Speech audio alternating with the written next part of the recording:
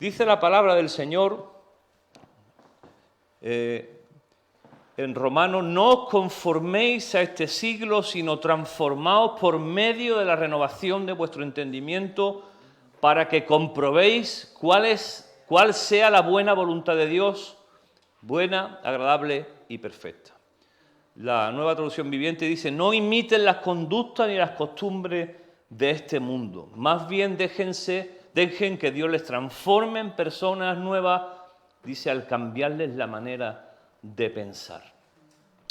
Y es que, quiera o no, cada uno de nosotros venimos con un bagaje, ¿no? Con una maleta que tiene que ver con nuestra vida, tiene que ver con nuestras vivencias, la educación que hemos recibido cada uno, tiene que ver con nuestras experiencias. En esa maleta también se encuentran nuestras heridas, se encuentran también nuestros éxitos, nuestros fracasos, pero el caso que conforme vamos avanzando en la vida, nuestra forma de entenderla, nuestra visión, es como si aplicaras un filtro. Tú te pones un filtro de color rojo y ves todo de color rojo, ¿verdad?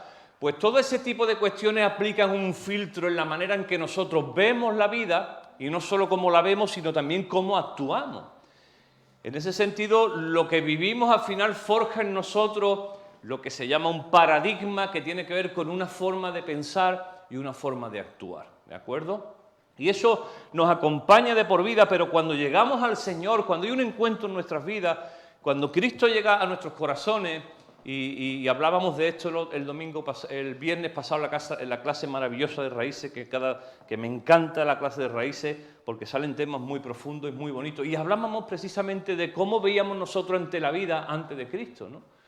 Pero llegamos a Cristo y nos damos cuenta que vivir en el Señor también requiere de cambios profundos en nuestro ser, que no podemos seguir pensando y viviendo la vida tal y como nosotros antes. Por eso dice el texto que dejemos que el Señor transforme nuestra forma de entender la vida.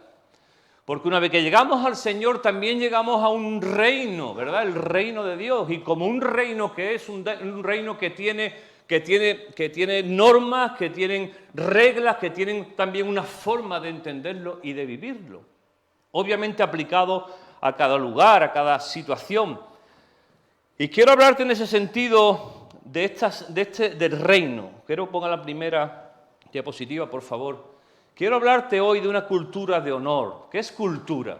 Relacionamos normalmente la palabra cultura a lo que tiene que ver con sabiduría, con lo que tiene que ver con todo lo que tiene que ver con ciencia, con todo lo que tiene que ver una persona. Decimos, por ejemplo, una persona culta es una persona que sabe estar en un lugar, que entiende las cosas y que incluso tiene estudios, ¿no? Pero cultura es mucho más que eso. Cultura no es solamente lo que tenga que ver con arte, con sabiduría, con ciencia. Cultura tiene que ver con el conjunto de creencias, de tradiciones, de formas de vida que tiene una civilización. Por ejemplo, los grupos que hemos recibido de los americanos, era muy curioso que el primer grupo eran de corte anglosajón, todos hablaban inglés, o casi todos, y su forma de entender la vida era muy anglosajona. Y por ejemplo, yo quedaba con ellos y les decía: he reservado para cenar a las 9 de la noche.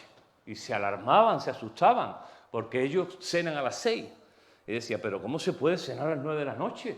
O sea, si a esa hora ya estamos nosotros recogidos, ¿no? Como las gallinas recogidos. Y para ellos, culturalmente, entender que nosotros cenamos a partir de las 9, no a las 9, a partir de las 9. Algunos cenan más tarde, cenamos más tarde. Para ellos les rompía la forma de entender, incluso lo descolocaba. Pero, sin embargo, el segundo grupo que llegó, que eran hispanos, para ellos a las 9 era la fiesta y de lujo, y si a las 12 comíamos otra vez, pues de lujo, porque entendían nuestra cultura como hispanos, como gente latina, sabían que los hispanos nos gusta comer tarde, después recomer, la recena y la requetecena y la sobremesa, y palmamos con la merienda, y esa es nuestra forma de entender la vida. Pero fíjate, es una cuestión de cultura, ¿verdad? Una forma de entender la vida. Así que te quiero hablar de eso, porque es importante que entendamos que en el reino de Dios también hay una cultura, una forma de vida, una forma de entender las cosas. De tal manera que nos afecta, porque si no fuera así, simplemente estaríamos viviendo un sistema de creencias, una filosofía que en nada afecta a nuestras vidas. Pero la realidad es que cuando uno llega a Cristo, poco a poco, evidentemente, no de una forma radical, ojalá fuera así, nuestra forma de entender y de vivir va transformándose también. Y es muy importante que hablemos de honor porque no somos conscientes de lo importante que es el honor. Y cada uno de nosotros nos preocupamos muchísimo por nuestro honor.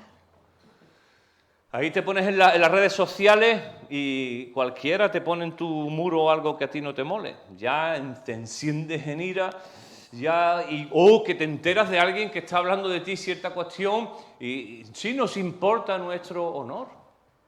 Pero nosotros tenemos una referencia también incompleta acerca del honor, y es que entendemos que honor solo merecen aquellas personas que han hecho algún logro.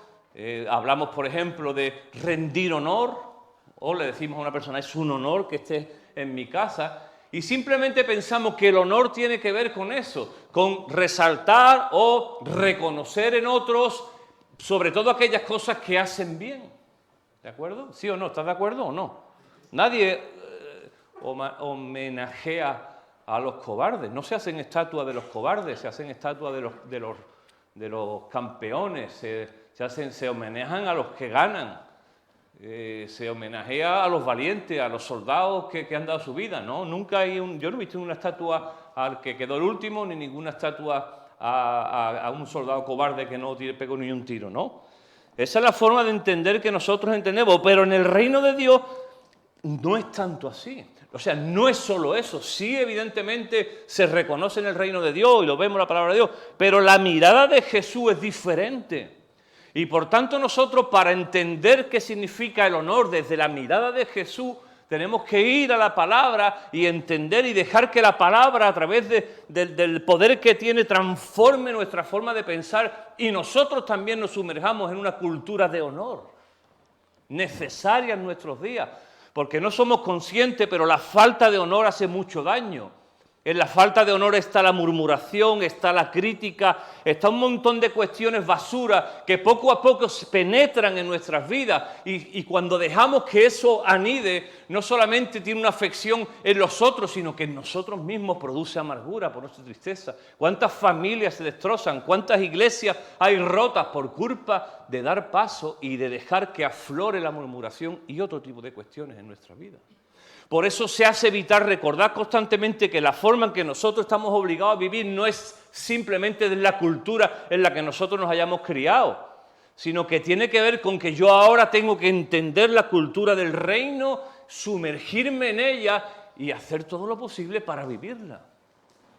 Y como resultado de eso viene bendición sobre nuestras vidas.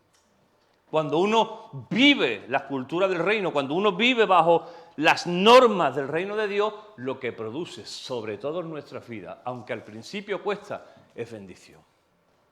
No escucho muchos amén. Lo que de ninguna manera produce bendición es todo lo contrario, ¿verdad?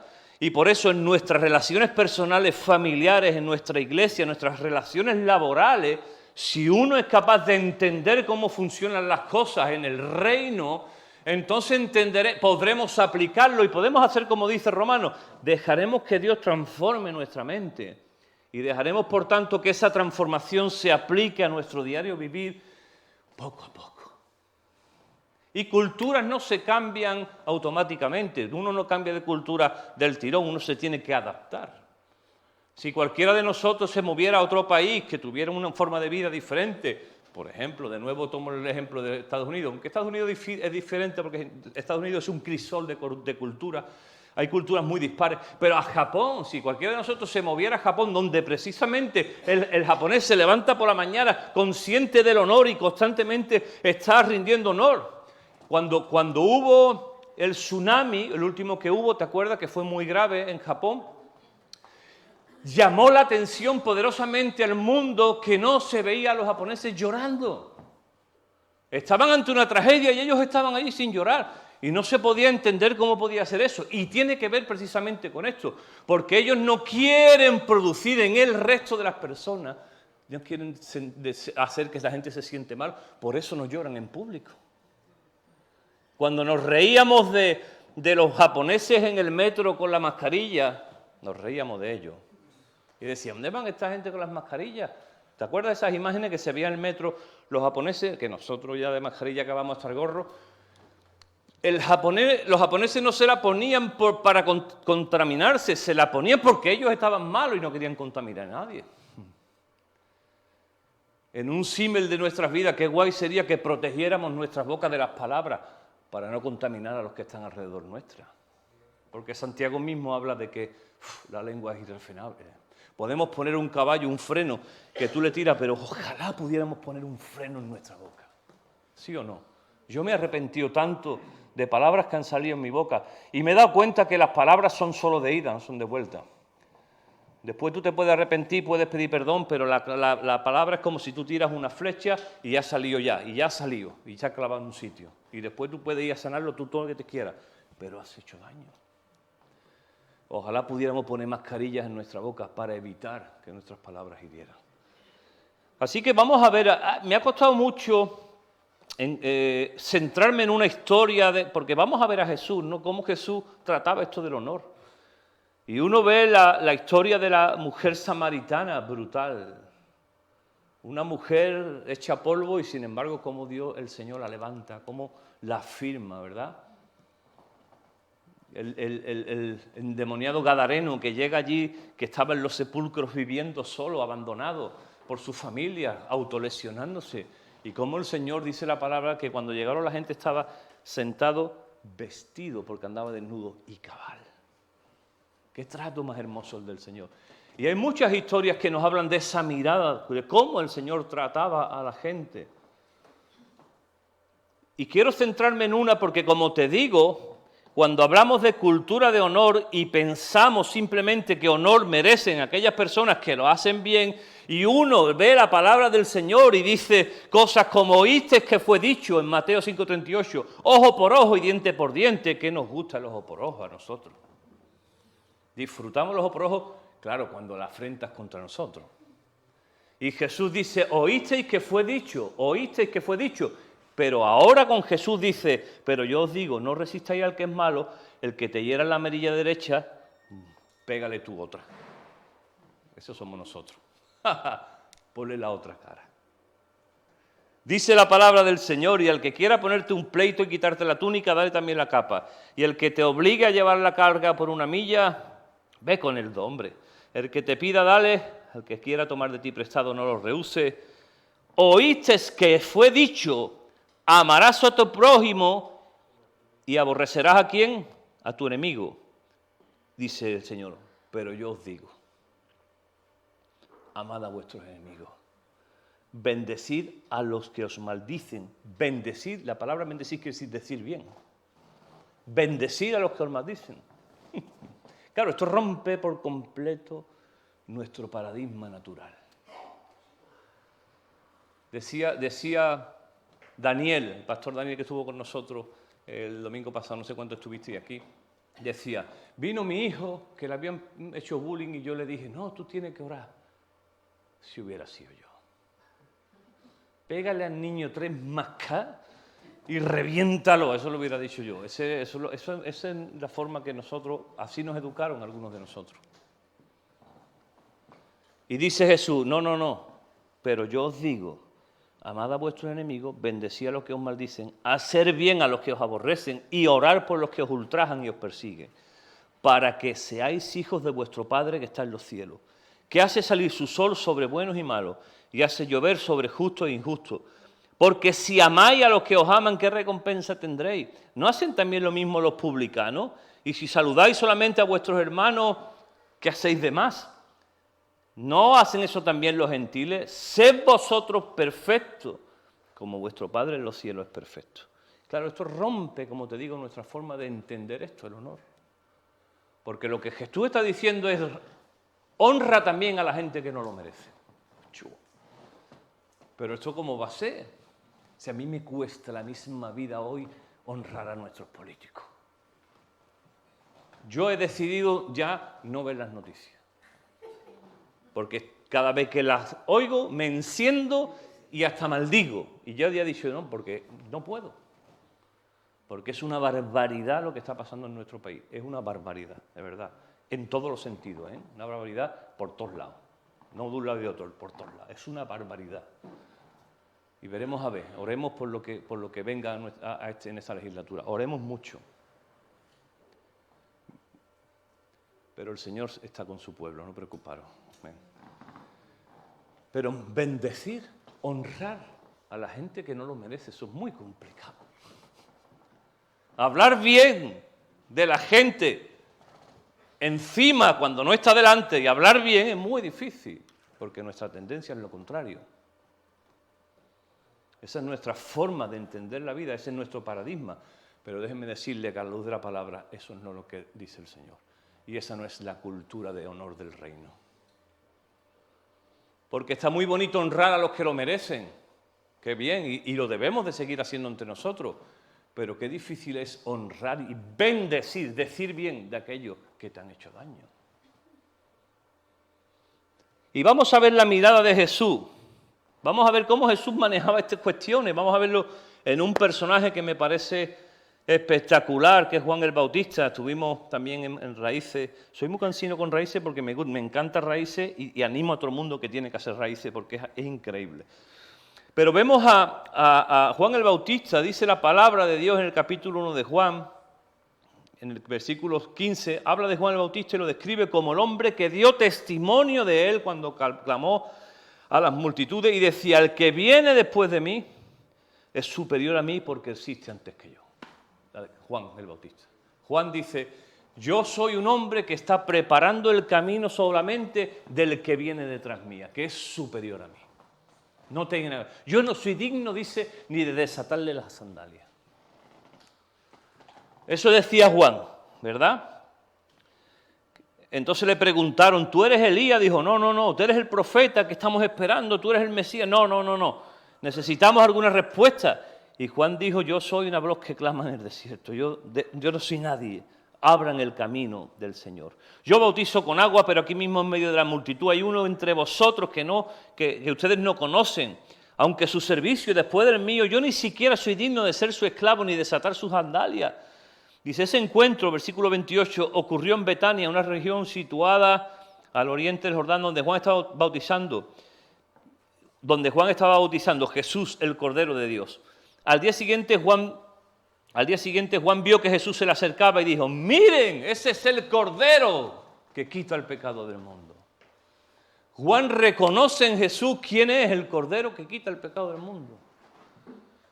Porque dice que vio descender una paloma y una voz del cielo que decía, este es mi Hijo amado en el que tengo complacencia. Juan vio las señales, Juan identificó quién era el Señor, Juan lo tenía claro, era contundente, él hablaba incluso, decía, es necesario que yo mengüe, pero que Él crezca.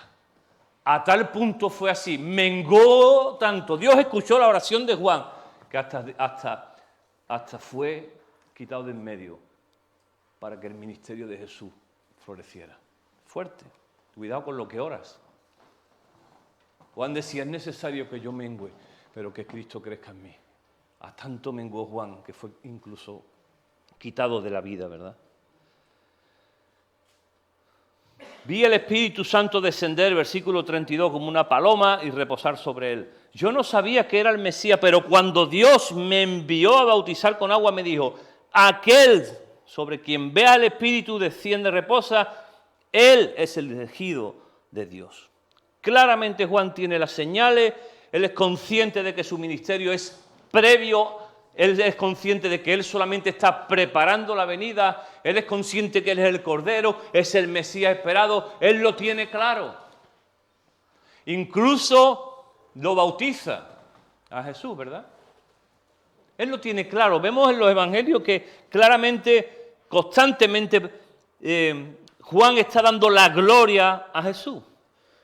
Pero llega un momento donde Juan es encarcelado.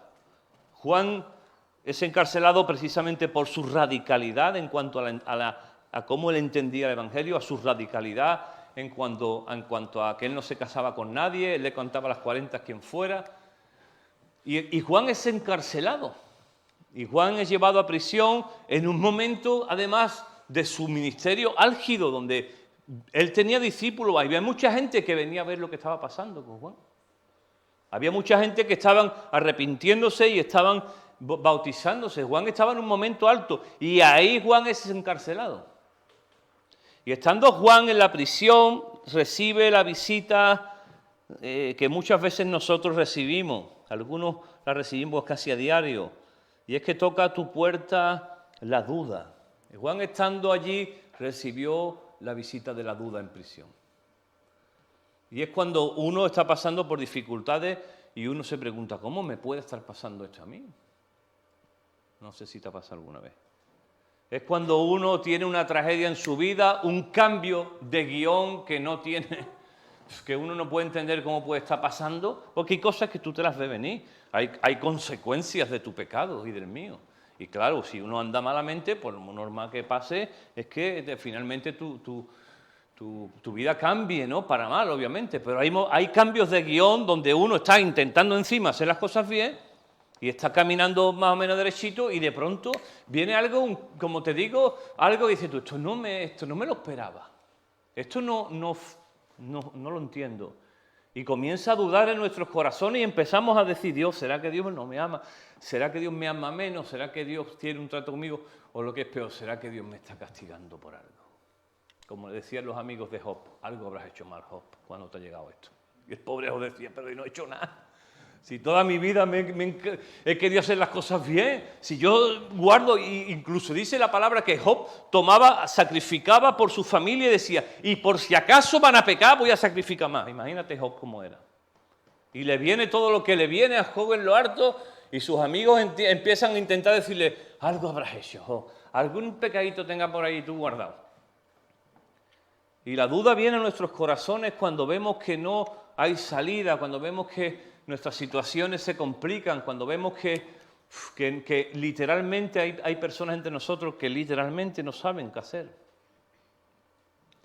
Y Juan estaba en prisión, en un momento duro, en una prisión de aquella, y dicen en Lucas 7, versículo 18, los discípulos de Juan el Bautista le contaron, fueron a visitar a Juan y le contaron todo lo que Jesús hacía. Imagínate, los discípulos van a animar a Juan a la cárcel y le dicen, oye Juan, están pasando cosas increíbles. Jesús, el que tú bautizaste, el maestro por el que... Alégrate Juan, porque tú preparaste el camino de uno que ya está liando una que no vea. No veas las cosas que está haciendo Jesús. Hay sanidades, hay liberación, hay gente que está entregando sus vidas. Los ciegos ven. Y dice que Juan escucha todo ese relato, pero claro, escucha ese relato detrás de las rejas. Y no es lo mismo estar detrás de la reja que delante de la reja. Y Juan está viendo, está escuchando aquello, pero las situaciones de Juan están enrejadas. Su forma de ver está enrejada, como muchas veces nuestra forma de ver la vida está enrejada. Y la gente te dice, Dios es bueno, Dios te ama, Dios puede ayudarte. Y tú estás detrás de una reja diciendo, sí, qué bonito está verlo y decirlo detrás de la reja. Y el corazón de Juan está palpitando porque hay una duda, hay una lucha en su interior. Por un lado él ha visto la gloria de Dios, por un lado ha visto el Cordero, ha tenido las señales, pero por un lado también está viendo su vida. En ese cambio de guión que no pegaba. Yo muchas veces me pregunto, hay cosas en la Biblia que dice uno, Señor, pero ¿esto qué es? Y Juan, que está viendo la vida desde detrás de las rejas, toma a 2 de sus discípulos y le pregunta, los envía al Señor. Y esto es interesante porque esto habla de honor también, porque Juan no se pone a murmurar, sino que directamente va a hablar con el Señor. Hablaremos de eso un poquito más adelante. Y dice que manda a los discípulos y le dicen, preguntarle a Jesús si realmente Él es el que estábamos esperando. Una pregunta muy incómoda, ¿no? Muy difícil. Y los discípulos tienen que ir ahora a preguntarle a Jesús. Ellos vienen a decirle que Jesús increíble la que está liando, pero ahora tienen que ir con un mensaje de vuelta para atrás a preguntarle al maestro, mira maestro, no sabemos ni... ¿Te ha pasado alguna vez que has tenido que decir algo y no sabes ni cómo decirlo, no? Que llegas a una conversación y dices, ¿cómo le digo yo a este tío esto? Y empiezas a darle vuelta, a rodearle, y cuando lleva 3 horas dándole vuelta ya no te acuerdas ni lo que tenía que decir. Porque estás intentando, yo me imagino la escena así, ¿no? A ver cómo le decimos al Señor esto. Que Juan, el que lo bautizó, que por cierto era familia, era primo, el que decía, ese es el Cordero que quita el pecado del mundo, ese que viene por ahí, él es el Cordero. No, Juan, pero tú estás... No, yo no soy ni digno de amarrarle la sandalia al Señor. Él es el Cordero. Él ha venido para esto, Él es el que estábamos esperando, es el Mesías. Y ahora llegan y mira la escena tan hermosa. Versículo 20. Los 2 discípulos de Juan se encontraron a Jesús y le dijeron, Juan el Bautista nos envió a preguntarte, ¿eres tú el Mesías a quien hemos esperado o debemos seguir buscando a otro? En nuestro paradigma humano, ¿cómo hubiéramos reaccionado? ¿Cómo hubiéramos reaccionado? ¿Cómo hubieras reaccionado tú si hubieras estado bendiciendo a una persona durante mucho tiempo en tu vida? ¿Hubieras estado dedicándote a esa persona en una situación que tuvo extrema y ahora la persona te dice claramente a tu cara y desgraciadamente algunas veces uno recibe estas cosas? ¿Y tú qué has hecho por mí? ¿Cómo reaccionaría? Pero vamos a ver cómo reacciona Jesús, porque es muy interesante. Porque su forma de entender el honor es muy diferente a nuestra, pero nosotros en esta mañana debemos de aplicar esto a nuestras vidas. Dice la palabra que entonces, versículo 21, en ese preciso momento, es muy interesante esto, en ese preciso momento, fíjate, Jesús no les responde.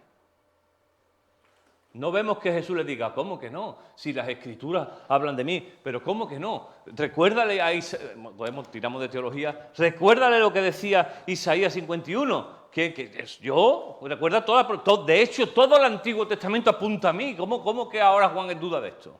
Pero si él mismo me decía esto, no. ¿Sabes qué hace Jesús? Una demostración de su poder.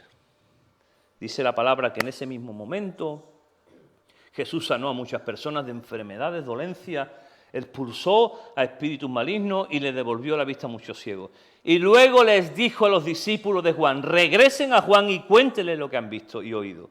Los ciegos ven, los cojos caminan bien, los que tienen lepra son curados, los sordos oyen, los muertos resucitan y a los pobres se les predica la buena noticia. Y agregó, Dios bendice a los que no se apartan por causa de mí.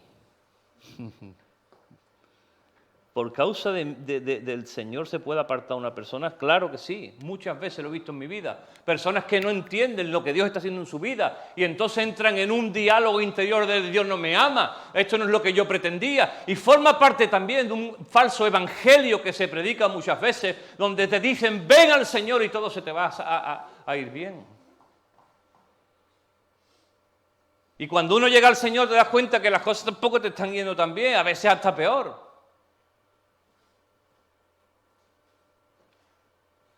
Y se vende el éxito. Ahora hay muchos vídeos, la gente haciéndose unos vídeos por el internet del éxito. El éxito es esto, lo otro. Y sus vidas están hechas una porquería. Pero lo que vende es eso. Y a veces por tener muchas iglesias llenas se vende el evangelio rosa. Y Jesús dice, benditos son aquellos que no se apartan por causa de lo que yo digo y hago. Porque aunque tú no lo entiendas hoy, un día te darás cuenta que es lo mejor para tu vida. Y hay situaciones, hay relaciones, hay trabajo que Dios literalmente, hay puertas que Dios ha cerrado en nuestra vida, que en aquel día no lo entendíamos o no lo estás entendiendo hoy, pero un día te darás cuenta que es lo mejor, porque su voluntad es buena, agradable y perfecta. Y dice la palabra del Señor, después de que los discípulos de Juan se fueron, comenzó a hablar acerca de él, ¿de quién? De Juan a las multitudes.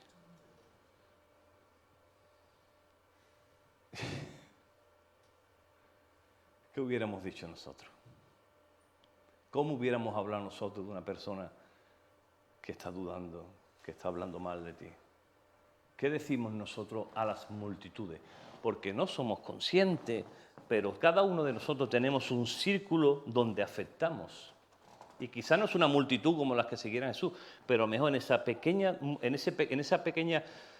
audiencia que uno tiene, uno comienza a hablar mal en deshonor de otras personas. Pero ¿sabes qué pasa? Que no solamente está afectando ahí, que desgraciadamente el chisme, la murmuración se corre como la pólvora.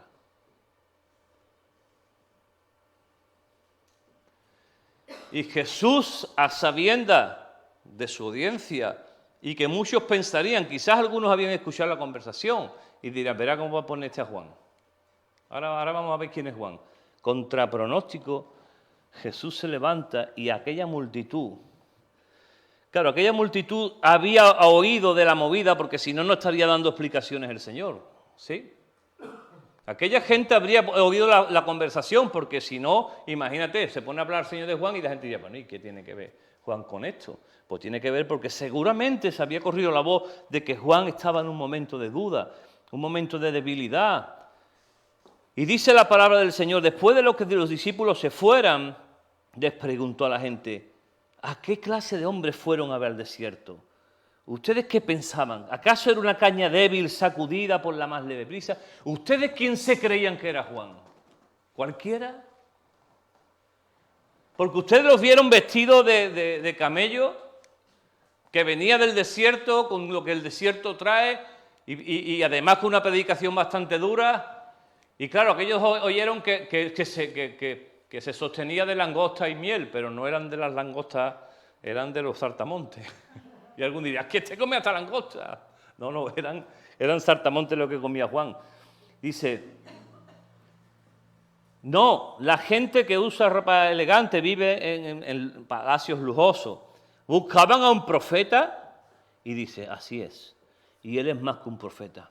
Dice la palabra, Juan es el hombre al que se refiere la Escritura cuando dice, mire, envío un mensajero por anticipado y él prepara el camino delante de ti.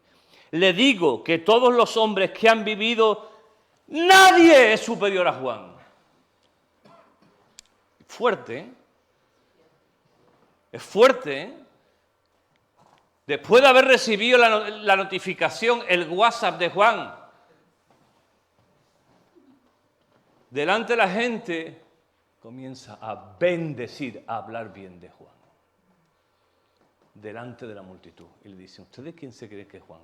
Que porque está ahora en la cárcel y ha dudado, ¿qué pensáis? ¿Que mi Juan me va a fallar? No, él es del que hablan las Escrituras. Las Escrituras dan testimonio de él, es él. ¿Qué se pensáis? ¿Que es un profeta? Es más que un profeta.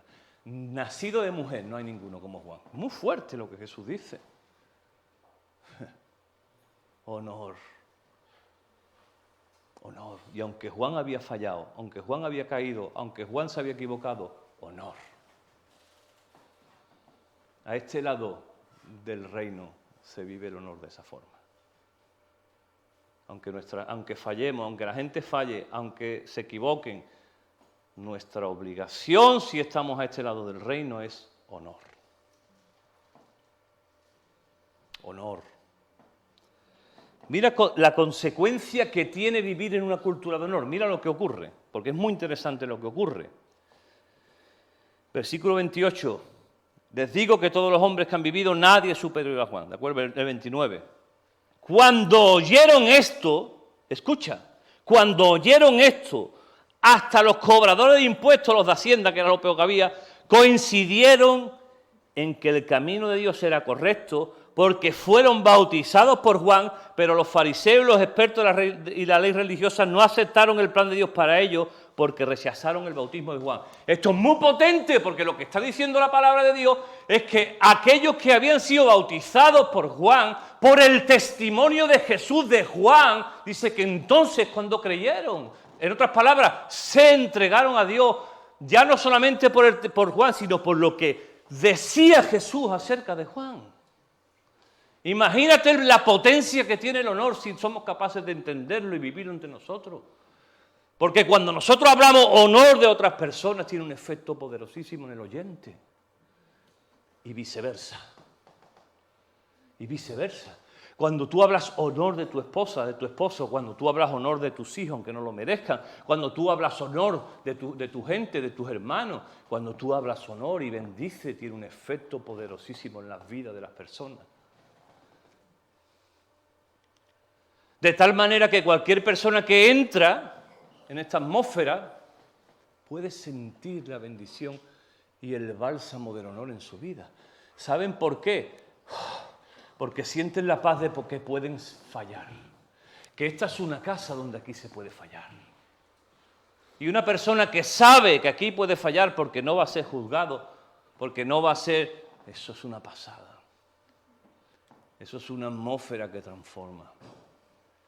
Y viceversa. Cuando uno entra en una atmósfera de crítica, en una atmósfera de murmuración, en una atmósfera de deshonor, todo lo que se produce es podredumbre, conflictos, peleas, broncas y finalmente roturas. A veces entra alguien en una iglesia y de momento te dice alguien: ten cuidado con la hermanita. Voy a decir un nombre que no está aquí, Rafaela. No voy a ser que alguien se dé por aludir. Ten cuidado con la hermanita Rafaela, porque la hermanita Rafaela, tú la ves que levanta sus manos y que bendice al Señor, pero se las trae. Y tú ya, claro, cuando tú ves venir a la hermana Rafaela, te va corriendo, ahí viene la hermana Rafaela. O sea, esta es la que me dijeron, no. Claro, es el efecto que produce el deshonor. Produce crisis, produce rotura, produce... Así que fíjate tú cómo Dios, cómo el Señor ve a Juan. El apóstol Pablo, en 1 Corintios 12, del 22 al 26, cuando toma el ejemplo del cuerpo, porque Pablo, la iglesia la compara, no, de hecho dice, es un cuerpo. Espiritual, obviamente, pero es un cuerpo. El apóstol Pablo dice, de hecho, algunas partes del cuerpo que parecieran las más débiles y menos importantes, en realidad son las más necesarias. Las partes que consideramos menos honorables son las que vestimos con más esmero. Así que protegemos con mucho cuidado esas partes que no deberían verse, mientras que las partes más honorables no precisan esa atención especial. Por eso, dice, Dios ha formado el cuerpo de tal manera que se le dé más honor y cuidado a esas partes que tienen, y usa el texto, menos dignidad. ¡Qué fuerte! ¡Qué contrariedad, de verdad! ¿Cómo rompe esto nuestros esquemas? Esto hace que haya armonía entre los miembros a fin de que los miembros se preocupen los unos por los otros. Si una parte sufre, las demás partes sufren con él. Y si una parte se le da honra, todas las partes se alegran. Qué interesante. Aquellas partes de nuestro cuerpo que forman parte de nuestra intimidad y que en teoría que son menos honrosas, son las que más cubrimos, ¿sí o no? Ya cada vez menos. Pero no, hombre, porque ya es que es mortal. La gente como vestía por las calles. Pero fíjate en la imagen, párate por un segundo y piénsalo. ¿Está diciendo que los que menos lo merecen son los que más tenemos que honrar? Sí, está diciendo eso. Pero eso no puede ser. Claro que no, en nuestro paradigma humano no debería ser así. Pero lo que está diciendo que cuando entre nosotros hay alguna persona débil, hay alguna persona que se equivoca, hay una persona que lo hace mal, aparte también de corregirlo, por supuesto, para ayudarle a enmendarlo, debemos de cubrirlo, no descubrirlo. Y no es lo mismo cubrir que encubrir. Esa en lleva una intencionalidad de querer tapar algo. Cubrir no es eso. Cubrir es decir, vamos a guardar a nuestra gente, no las vamos a exponer.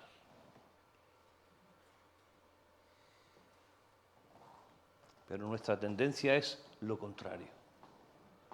Claro, esto, como te digo, destroza, a mí me explota el coco con esto. Porque yo tengo mucho todavía del ojo por ojo, muchísimo. Y claro, cuando yo tengo que bendecir y guardar a aquel que encima, que te entran ganas de... Y ahora la palabra dice, no, precisamente los más débiles son los que primero tienen que estar en las primeras filas. Dios, difícil, ¿no? Complicado. Honrar es cubrir, proteger. Por eso la exposición de los pecados de los demás, hablar por detrás de las personas, la murmuración, las quejas, las malas formas, los insultos, las bromitas de mal gusto, todo eso viene para matar, robar y destruir. Porque atenta contra la dignidad. Y la dignidad es lo único que todavía el ser humano mantiene en su vida, a pesar de un día... Alguien hizo una imagen un día de un billete, no me acuerdo qué era, y lo arrugó, lo pateó, lo pisoteó, y luego lo metió en agua y todo, y lo sacó y dijo, ¿cuánto vale este billete? Todo arrugado, todo hecho polvo, ¿cuánto vale? Valía lo mismo. ¿Alguien lo quiere? Yo, arrugado y todo, yo.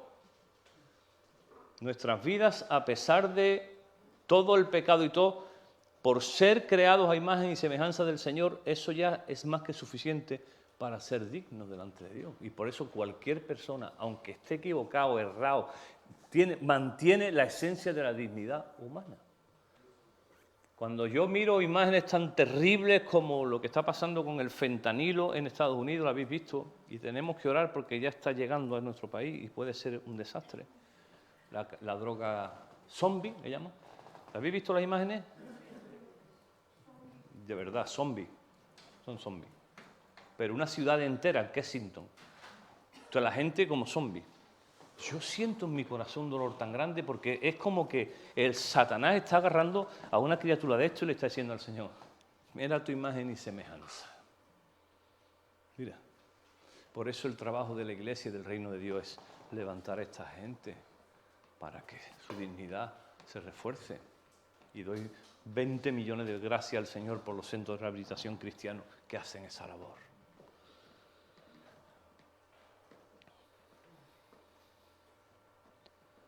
Mira lo que ocurre en Romanos 16, qué bonito. Es el final de la carta, que son los saludos, que pasa como en la genealogía. Efraín engendró a Enoc, y tú dices, pasa. Ya han terminado la genealogía.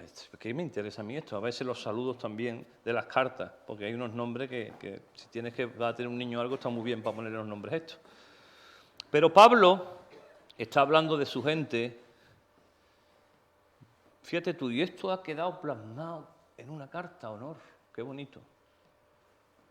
Qué hermoso lo que Pablo hace en esta despedida. Capítulo 16, les encomiendo a nuestra hermana Febe, quien es diaconisa de la iglesia de Cencrea, recíbala en el Señor como digna de honra en el pueblo de Dios. Ayúdenla en todo lo que necesita, porque ella ha sido de ayuda para muchos, especialmente para mí. Den mis saludos a Priscila y Aquila, mis colaboradores en el ministerio. De hecho, una vez incluso arriesgaron su vida para mí.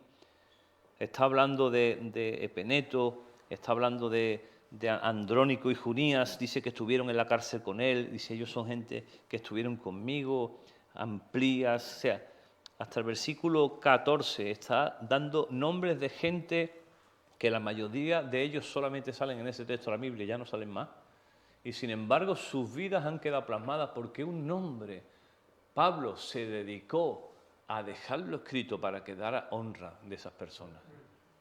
Qué guay sería que nosotros mismos pudiéramos practicar esto, la honra entre nosotros así. Porque fíjense el efecto que ha tenido, que ha llegado a nuestras vidas estos saludos, que parecen muy simples. Saluden a Apele. De ahí viene el padre Apele, el nombre. Un buen hombre aprobado por Cristo.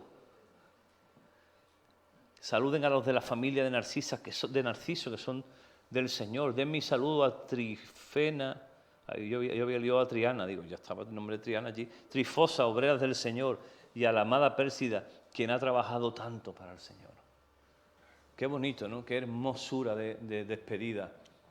Pablo está reconociendo la labor de mucha gente ahí. Mucha gente ahí. Así debería ser el final de nuestras cartas. Bien. Nosotros como iglesia queremos alinearnos a esto. Llevamos años trabajando este tema, hemos tenido reuniones con los equipos para trabajar todo esto y nosotros queremos instalar entre nosotros una cultura de honor. Queremos hacerlo práctico, no queremos simplemente que se quede en algo melancólico, qué bonito, no, queremos cambiar la cultura que tenemos, que vivimos, cambiarla y a lo mejor entre nosotros quizá no veamos los efectos a corto plazo, que deberíamos verlos a un medio y largo plazo. Pero te puedo asegurar que todos los niños que estaban aquí sentados, si viven esa cultura entre nosotros, ellos van a ser gente de honor y lo van a vivir ellos como una forma natural. A nosotros nos va a costar porque tenemos que romper muchas cosas, tenemos que poner ese freno en la boca muchas veces, pero si nuestros niños en nuestras casas escuchan esas conversaciones y no otras, porque cuidado lo que hablamos también en nuestras casas, que nuestros niños parece que no están escuchándolo todo. Y muchas veces hemos sembrado en nuestros hijos con nuestras conversaciones mucha basura de la iglesia. Y ahora nos preguntamos por qué nuestros hijos, algunos, no quieren venir a la iglesia. Imagínate el efecto que ha tenido la crítica en nuestras casas. Pero pudiera ser lo contrario. ¿Qué si cambiamos esta tendencia? ¿Qué si nos esforzamos a que las conversaciones que escuchen nuestros hijos sean de honra, de bendición? Que cuando estemos sentados en nuestra mesa estemos hablando bien de nuestra gente y honrando el trabajo de otros. ¿No te imaginas el potencial que puede tener eso? ¿Puedes imaginarlo? Que nuestros hijos y la gente cercana a nosotros viva esa cultura. A veces, desgraciadamente, ve uno este tipo de cosas en sitios que no es la iglesia, desgraciadamente. Y sí es verdad que nosotros como iglesia estamos expuestos a muchas relaciones. Es verdad que nosotros nos vemos mucho, nos juntamos mucho, tenemos muchas cosas en común. Y es normal que surjan entre nosotros conflictos. Pero yo que entreno con un grupo de gente que no son creyentes ninguno, por cierto a mí me llaman el pater, ahí estamos y me encanta este grupo, porque son gente ya madura, porque yo raramente he escuchado hablar mal uno de otro. Y se los he dicho, y al entrenador se lo dije, digo, tío, me encanta el ambiente que ha generado en este grupo, porque yo raramente escucho, sino todo lo contrario. Lo que escucho son ánimos unos a otros, rara vez algún colgado dice una tontería. Y digo yo, Dios mío, esta gente que ni siquiera entienden estas cosas y están aquí viviendo esa cultura de honor, ¿qué si nosotros somos capaces de cambiar esto en nuestra vida? ¿Qué efecto podríamos disfrutar y nuestras generaciones de este cambio de paradigma en nuestras mentes? No vamos tarde, vamos bien. Quizás tendremos que corregir cosas muy serias y desde el liderazgo nosotros primero vamos a esforzarnos en esto, pero no vamos tarde, somos conscientes de ello. La luz del Señor ha venido a nuestras vidas, pongámoslo en práctica, en nuestro día a día, en nuestras casas, pero entre nosotros también, en nuestros trabajos. Te puedo decir que la bendición que produce esto es brutal, brutal. Porque produce en las vidas ánimo, produce en las vidas gozo, produce satisfacción, produce relaciones verdaderas. Y lo contrario. Que si no le pedimos al Señor, y claro, la manera en que nosotros podemos hacer esto tiene que ver con nuestra relación con el Señor. Cuanto uno más cerca está de la fuente que es el Señor, estoy seguro que la mirada de Jesús comenzará también a ser nuestra mirada cuando veamos a la gente. Cuanto más nos alejemos al Señor, pues obviamente también nuestra forma de ver la vida. Obviamente esto no simplemente es cuestión de aplicar ciertas normas, es una cuestión de relacionarte con el Espíritu Santo en tu día a día y que eso transforme nuestra boca. Porque desgraciadamente la boca y el bolsillo son las dos cosas que más cuesta que el creyente transforme en su vida. Por ese orden. Escribí hace un tiempo un decálogo. Un decálogo son 10, un decálogo de buenas prácticas, lo hemos llamado, ¿vale? Es un decálogo, para que no metamos tantas cosas, son 10 prácticas que pueden ser buenas, que nos pueden ayudar en este cambio de paradigma. Es cómo aplicarlo. Ya lo he mandado a imprimir, lo vamos a imprimir para ponerlo ahí, lo vamos a mandar a todas las casas de vida, lo voy a poner en el grupo para que todos los tengamos, y vamos a estar constantemente viviendo esto en nuestras vidas. Vamos un poquito cansinos con esto. Claro, este decálogo lo tiene que suscribir aquellos que quieran realmente ser parte de este cambio. De modo que bueno, no te voy a hacer que lo firme ni mucho menos, pero sí que lo interiorice, que lo lea, que lo relea, que lo viva. Es un decálogo, obviamente, basado en las Escrituras, que lo que nos va a ayudar a tener unos mecanismos prácticos en nuestra vida para poco a poco cambiar nuestra cultura de honor. Pónmelo, Mike, está ahí. Lo he mandado ya a imprimir en grande, lo tendremos en un sitio, también va a ir otra copia para... No lo veis de ahí, ¿no? No lo veo ni yo de aquí, y menos yo, con poco que quinco. No importa, yo lo voy a ir leyendo y aparte lo voy a mandar al grupo ahora. Punto número 1 del decálogo. Decálogo. Es, como te digo, es un decálogo de buenas prácticas, ¿de acuerdo? Creemos en la dignidad humana porque todos somos creados a imagen y semejanza de Dios y eso nadie lo puede cambiar. ¿Amén? ¿Amén? Eso. Suscríbelo con un amén, por favor. Número 2. Nos honramos los unos a los otros porque así lo hemos visto en Dios y Él mismo nos lo demanda a nosotros. Los más débiles, los menos dignos, los indefensos son los que ocupan los primeros sitios en los sitios de más honor en nuestra mesa. Qué guapo esto, ¿no? Cuando llegue alguien maloliente, cuando llegue alguien que venga con unas situaciones difíciles, cuando venga gente, nosotros digamos, pasa y siéntate a nuestra mesa. Pero no se siente en otra mesa, siéntate en un lugar de honor aquí entre nosotros. Qué hermoso. ¿Cómo se puede sentir una persona que sufre el rechazo de la sociedad cuando hay un grupo de gente que dice, no, bienvenidos a casa? Número 4. Nos honramos públicamente y nos corregimos en privado. Nuestra tendencia es a lo otro. Decimos en público, es que fulanito me ha hecho esto, lo otro, y luego le dice a la persona, mira que en verdad yo te quiero, en verdad, ¿no? O sea, al revés. En público nos honramos, pero sí nos corregimos en privado. Vamos a la persona y de, oye, ¿esto qué ha pasado? En privado, como dice Mateo 18, estando tú y él a solas, dice la palabra. Nosotros lo espiritualizamos y decimos, te voy a contar una cosa para que ore. Para que ore.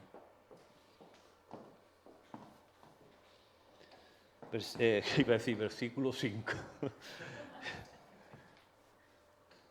5. No hablamos de otros en términos negativos sin que la persona esté delante. Esto es lo más difícil.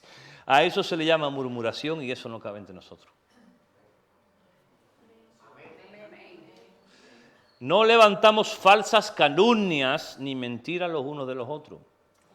Y esto es muy sutil, porque una media verdad es una mentira. ¿Sí? Una media verdad es una mentira, no es una media verdad. Una verdad es verdad y punto. No existe eso. No es una media verdad, es una mentira. Entonces, la verdad es pura, no tiene medias, ¿no? 7. En un conflicto personal vamos directamente a la persona para intentar arreglarlo y si no es posible, pedimos ayuda a gente madura, a gente que nos ayude en la situación, a un mediador, ¿verdad? Es lo suyo. Mateo 18. Si no te escuchara, ve con un testigo. Pero directamente. Entonces, ¿la situación cuál es? Si alguien viene a decirte algo del otro, escúchame, ¿tú has hablado ya con la persona? No, si yo te lo digo para que ore, no, pero habla con la persona, no, habla con ella. Cuando alguien entra, número 8, cuando alguien llega con la intención de hablarnos mal de otra persona, no solo no lo escuchamos, sino que le animamos a que resuelvan sus diferencias. Eso es difícil también, porque la persona llega a escuchar para tener un oído que la entienda. Versículo 9. Y esto lo hemos practicado nosotros aquí, en esto sí podemos nosotros aquí en algunas cosas de la otra también, pero en esto sí es verdad que es una práctica nuestra. Cuando una persona abandona libremente Oleum, nuestra familia, no lo juzgamos ni hablamos a su espalda, preferimos bendecirlo. ¡Wow! Y eso lo hemos hecho aquí. Aquí se va la gente hasta con un regalo. Aquí lo sacamos los que quieren, los que no quieren no. Los que quieren vienen aquí, oramos, me encanta poner mis manos sobre ellos, sobre sus hijos y bendecirlo con paz. Y yo muchas veces, sabiendo de mi corazón que lo que estaban haciendo era errado. Sin embargo, hemos decidido bendecirlo. Y finalmente, número 10, nos alegramos y festejamos los logros de los demás y lloramos juntos ante las desgracias o caídas del otro. Y esto lo hemos vivido en esta casa. Nos hemos gozado, me gozo muchísimo cuando alguien tiene una bendición en su vida, pero también hemos llorado juntos en situaciones muy difíciles. Nos hemos agarrado de la manita y hemos estado juntos. Y yo doy gloria al Señor por eso. Amén. Esto es un decálogo de buenas prácticas que vamos a estar constantemente, vamos a sernos cansinos de esto, constantemente recordándolo nosotros, viviéndolo, practicándolo desde arriba hasta abajo, poniéndolo a las casas de vida, va a haber un cartel ahí, va a haber esto, va al grupo y constantemente vamos a estar. ¿Por qué? Porque es la única manera de que cambiemos nuestra forma de vivir y de entender. Y yo estoy segurísimo que el fruto que va a producir este cambio va a ser poderosísimo. Es un fruto de bendición, de conexión, una pasada. Va a ser bueno, pero va a requerir también el freno en la boca. Nosotros mismos. Pero también va a requerir de que nosotros seamos valientes para decirle a una persona, eso no está bien, eso es murmuración. Eso no está bien. Ve y arréglalo. Lo voy a subir al grupo, vamos a estar, como te digo, trabajando este tema. La semana que viene quiero hablar de otra cultura muy importante que también atenta contra nuestra forma de vida, que es una cultura de servicio. Porque nuestra forma de entender también, nuestro paradigma del servicio dicta mucho. Hay una brecha entre lo que nosotros entendemos y lo que el reino de Dios requiere y vive. Y nosotros también tendremos que hacer un autoexamen y decir, ¿hasta de qué punto yo estoy entendiendo el servicio? Porque el servicio no es hacer cosas, es mucho más que eso, es más profundo. Igual que esto es un cambio de paradigma profundo, el servicio también es un cambio profundo. Porque pudiéramos estar motivados por muchas cosas al servicio. No sabes cuántas. Mucha gente que servimos y hemos servido y sirven aún todavía por cosas que son erróneas, por motivaciones que no son del todo correctas. Y ocurre que cuando esas motivaciones no están ya, las personas dejan de servir. Un día me dijo alguien, me encanta venir a la obra social porque me encuentro muy bien. Después me voy a mi casa con uno y yo le digo, y el día que haya mucho trabajo, que se te caiga algo y que te vaya una bronca ahí abajo, como las que suele haber algunas veces, y los nervios, y las cosas no salgan como son, ¿también vas a seguir viniendo? Obviamente mucha gente deja de venir. Yo no intento hacer obra social para yo sentirme bien, sino para que el otro se sienta bien. Esa es la motivación correcta.